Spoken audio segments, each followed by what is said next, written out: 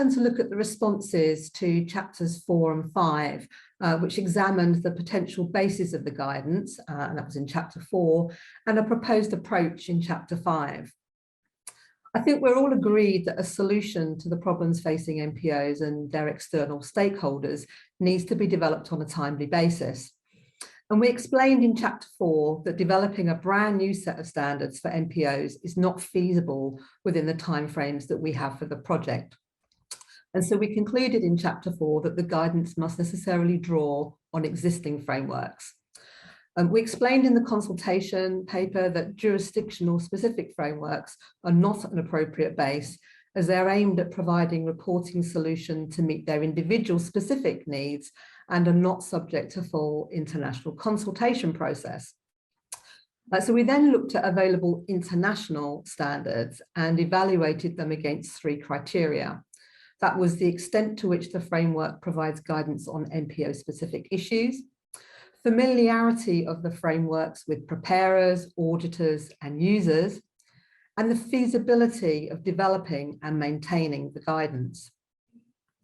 In our evaluation, Ipsos performed the best in terms of NPO-specific issues, as it has standards on things like non-exchange transactions and assets held for social benefit, rather than from generating returns.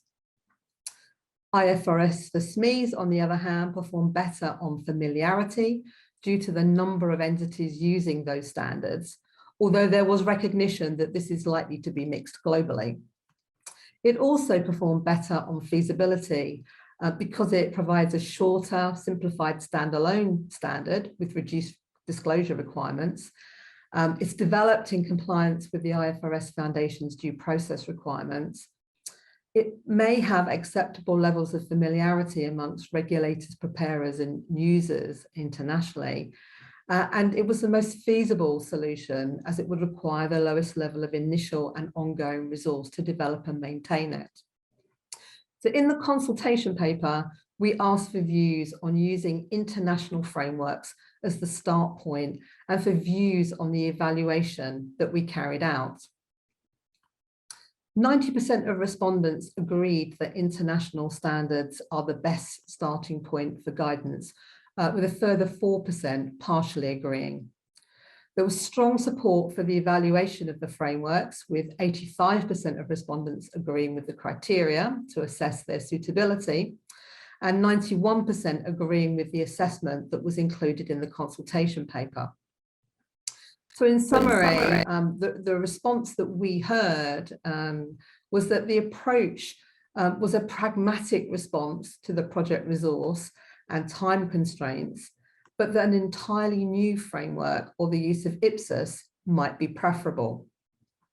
Those that agreed said that they supported the proposals because these frameworks have been developed through extensive consultation and best practice, that it's advantageous to leverage what's already been developed. There is practitioner familiarity, including with funders, as well as there being freely available educational materials already available. However, this was not universally the view, as some respondents felt there would be a need to educate some stakeholders, and that familiarity with the standards is not everywhere, as highlighted in the consultation. A couple of respondents did caution on the need for the guidance to be proportionate, and I think you've heard that before, and echoes as part of that the points that both Sam and Phil have just made. But respondents did note that this approach had been successful in the UK. Regarding the use of jurisdiction standards, some respondents noted that some jurisdictions are further developed than others, and that solutions that exist locally might not be transferable internationally. One respondent who disagreed felt that in terms of developing the guidance, the discussion should start with the characteristics of NPOs. And I think that's consistent with the views expressed that the nature of for-profit organisations and non-profit organisations is different, and that the for-profit frameworks do not have the same focus on accountability and decision-making, needed for NPOs, and pointing out that these exist in Ipsos. There was also another comment that projects should ensure that the accounts are suitable for the primary users of the accounts, which is different to all of the current existing international frameworks. So in response to this feedback, we intend that the guidance will be developed using international frameworks as we proposed in the consultation, and that's to ensure that it can be provided as quickly as possible. But we will be using Ipsos where it provides the most appropriate reporting solutions for NPOs. We'll also be framing the guidance around the primary needs of stakeholders, as Phil described earlier.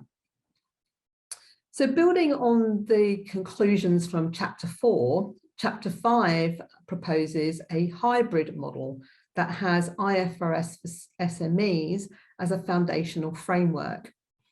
It proposes that IFRS and Ipsos, together with their conceptual frameworks, are used where IFRS for SMEs does not address an NPO-specific issue. With this supported by the NPO-specific guidance that's available from jurisdictions that have developed standards and guidance. It described why this hybrid approach will be better than using a single framework. The chapter also looked at who might benefit from the guidance, particularly as NPOs differ in terms of type, activity, geographic coverage, size, and complexity. So with this coverage, in the consultation paper, we asked what you see as the main challenges, if any, with the proposed guidance model, and the use of IFRS for SMEs as the foundational framework. A number of points were raised in response to this question, and our summary of those main points were that you had concerns with the use of a for-profit framework as the foundation, and that additional clarity was needed on how other frameworks would be used in conjunction with it, and concerns over what the guidance would comprise and cover. Turning to some of those specifically now, in terms of the overall model, respondents raised points about the challenge of how to integrate different principles and guidelines from various sets of frameworks and standards, and ensuring that the final guidance results in a coherent framework. There were some diverse points raised at one end about the risk of specialization for non-profits when it's not needed. In other words, that there might be unnecessary departures from existing international standards. But at the same time, points raised about the need for NPO-specific issues to be tackled. A point was raised about the potential lack of consistency if jurisdictions make significant amendments as they take on the guidance. And there was also a question about whether there would be a rebuttable assumption about IFRS for SME standard being used as the basis for the guidance on NPO-specific issues. So a range of points raised. And building on the point about specialization, feedback also included the need to identify where the guidance will be different to IFRS for SMEs, and for there to be a clear rationale included about why these differences are needed.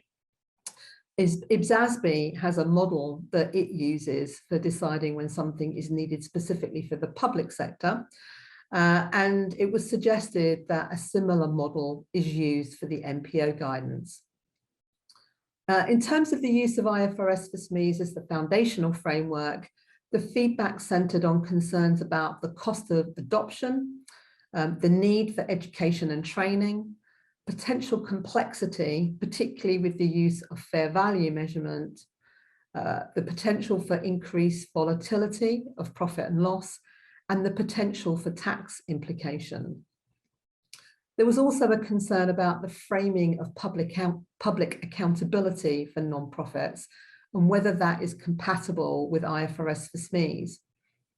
In other words, the concern that IFRS for SMEs has been developed for for-profit making entities, as I described earlier. As with Chapter 4, comments included that Ipsos standards should be used as an alternative approach. And those supporting that approach commented that by including IPSASB's conceptual framework, this would align more closely with the objectives of the project and characteristics of MPOs. From a stakeholder perspective, feedback included concern about the acceptability of the model to donors, as well as comments about the need to demonstrate the benefits of the model to different stakeholders. There are a number of questions about the guidance itself, with questions about whether guidance would be in the form of interpretations, be a standalone document, or take the form of annotations to IFRS for SME standard itself.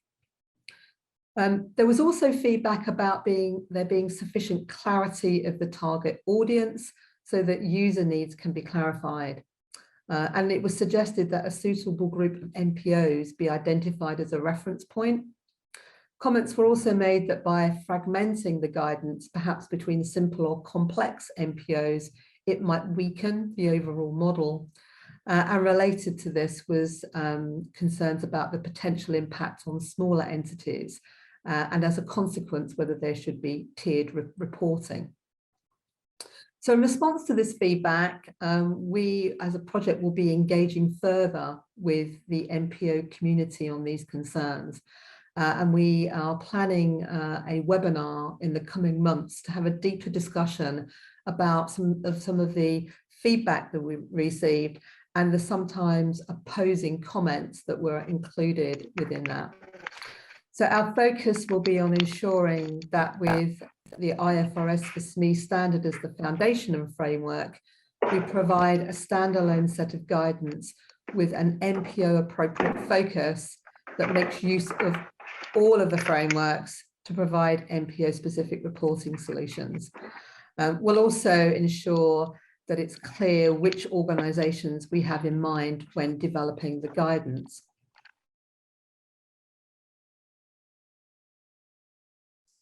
Sorry, Karen, I muted you because there's a lot of background noise. Sorry, I've just unmuted myself again. So I'm just going to pause there because we would like to do a brief poll to get your thoughts on this, and in particular, the use of IFRS for SMEs as a foundational framework. And we've got the following poll question for you, which hopefully will appear on your screen very shortly. And there's just... Can I just ask Josephine as host, can you relaunch the poll? And then we should see it. Yes. Great. So there will be 3 potential answers that you can give to the poll when we can see it. And you can tick all of them if you choose, or as many that apply. And so we want to know whether you agree with IFRS for SMEs as the foundational framework, whether you've still got questions and reservations, or you're just looking forward to the webinar to have a further conversation about this. So just under 60% of you, 59% of you are agreeing with IFRS for SMEs as the most appropriate framework, but 20% of you have still got questions and reservations, and nearly half of you would like to have the opportunity to attend the webinar and discuss this further. So I think that sort of captures our thoughts about the need for this to be a broader conversation and to keep talking about it. And we're looking forward to engaging you with you on that.